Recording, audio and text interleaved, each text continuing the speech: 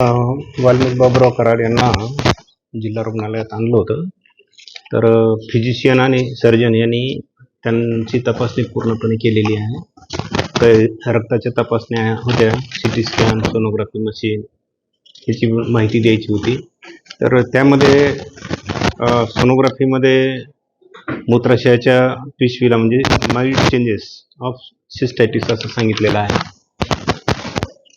CT स्कॅनमध्ये सुद्धा changes of सिस्टायटिस सांगितलेला आहे. आणि त्यांची फिजिकल तपासणी केली, त्याच्यामध्ये BP त्यांचा 138/92 मिलीमीटर ऑफ Hg आलेला आहे.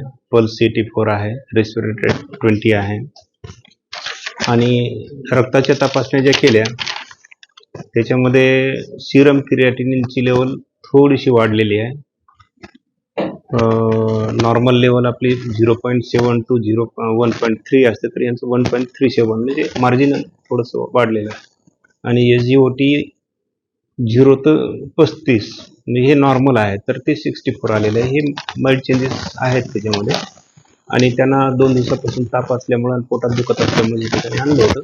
डॉक्टरांनी